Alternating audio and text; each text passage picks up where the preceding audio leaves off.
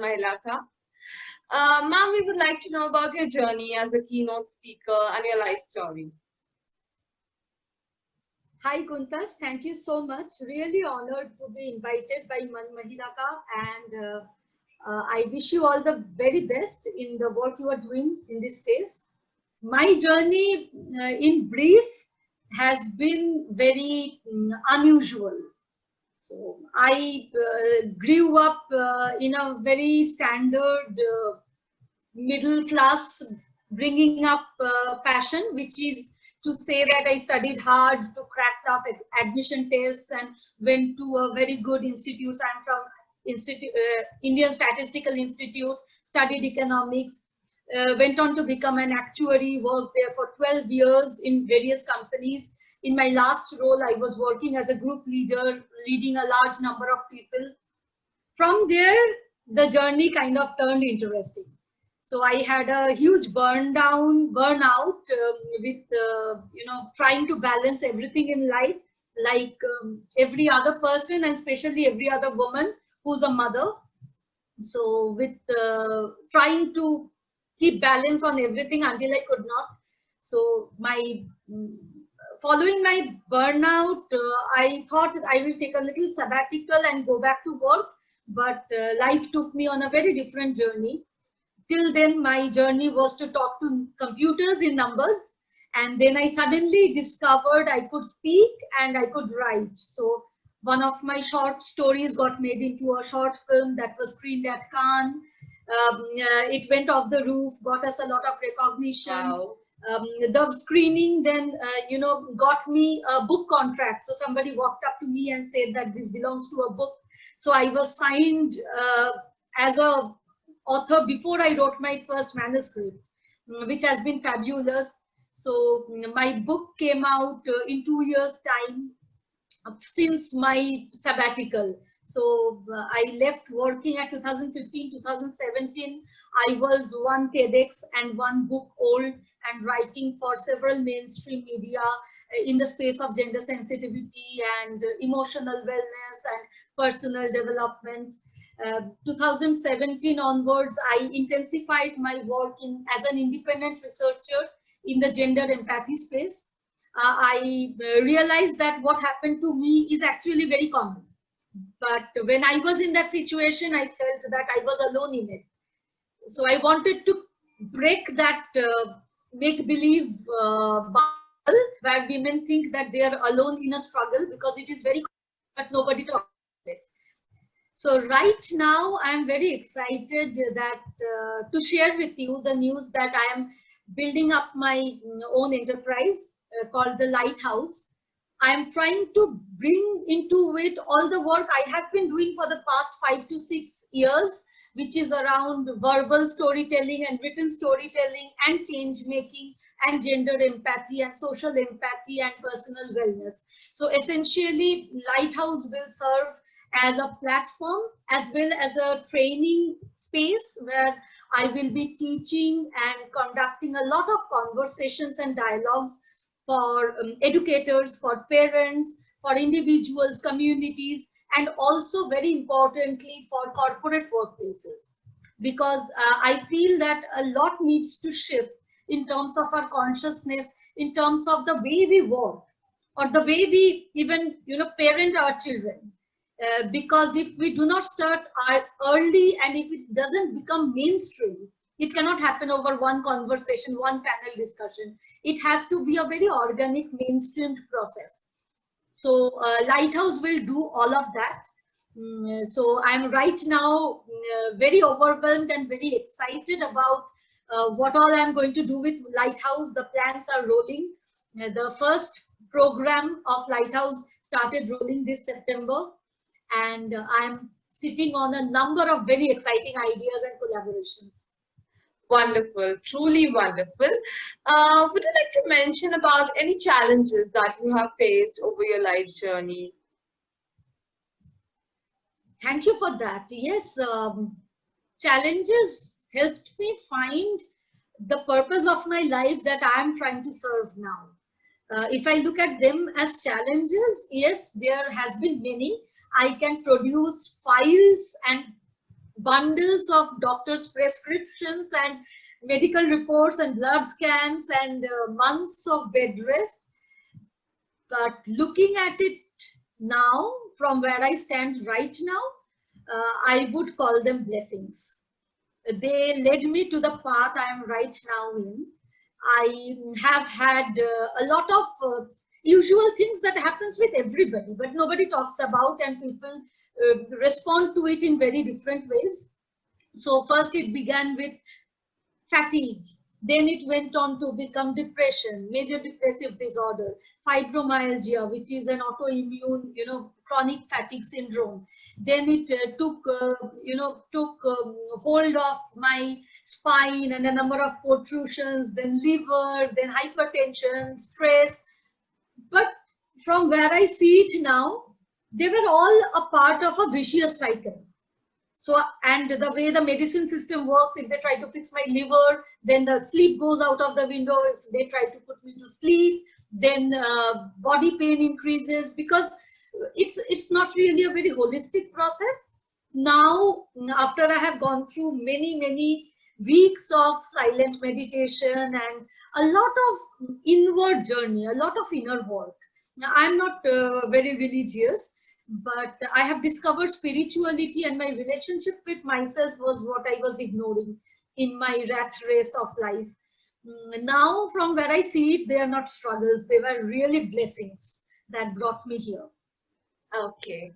So heading on to the next question, ma'am, we know that you have been a speaker at various forums and you've even been to TEDx, and that too twice. So what was your basic inspiration behind that? My inspiration behind that was the very simple feeling that I'm not alone in it. Everything that I speak about, I write about, I think it comes from that space where I realized at some point in my life that, oh my God, there's so much shame around not being able to balance work and motherhood, feeling like a bad mom, and not performing at my expected level of excellence at workplace. There's so much of shame around having to attend my child's school function, but leaving work early, almost trying to steal my way away. So, things that should be mainstream and things that should not involve any shame, that becomes a personal sense of burden. And it's very traumatizing because you cannot see it. These are invisible stress areas, the microaggressions. Some of it is gendered. Some of this is affecting everybody because the world is working in a way in which we are, competing and, not collaborating, etc.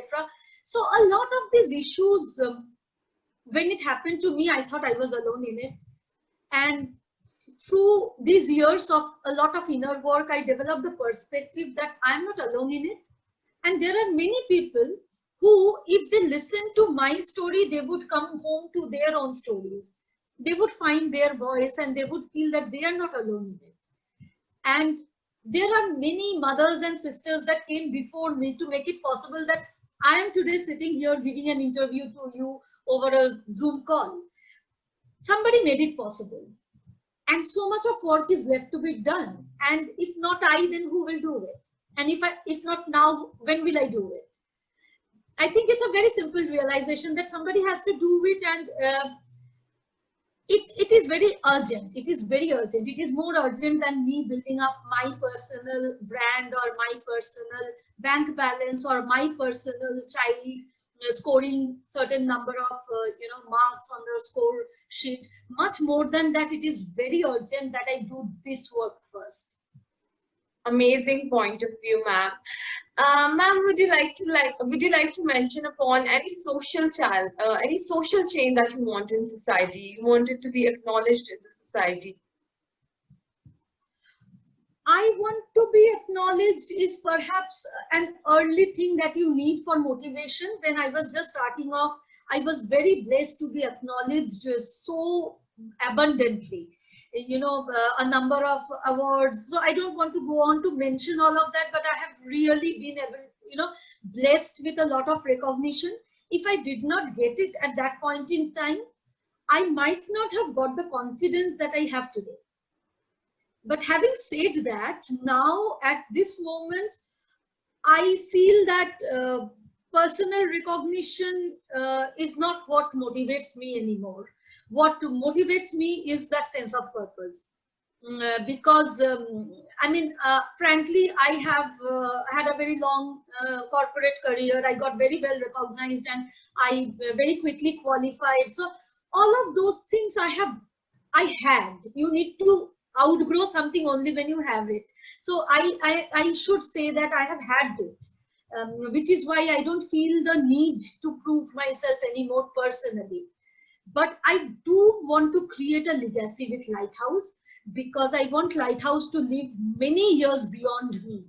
I would love to see a day when people would not need the nudge to be able to move towards social empathy, to be able to become more gender equitable, or to be able to stop pursuing excellence. I think this is a work in progress. And until that time, I want Lighthouse to become that beacon of light and to show light in these ways. It has to be an inside out approach. And I'm very, very keen that that social change happens, where we realize that we are so powerful. We don't need to compare our report cards with the neighbor's child next door. We are much beyond that.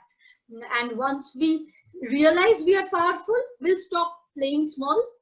We'll become giving than trying to grab. And automatically empathy and gender equity, all of these things will be an outcome of that.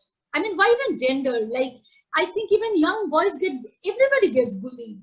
If you talk about, if you talk to a room full of people who got bullied, everybody would shoot their hand off. So who was bullied if everybody got bullied? We have to come from this space of understanding the other, and to be able to hold space for other and listen to others, than to try to prove our own point or to grab all the trophies.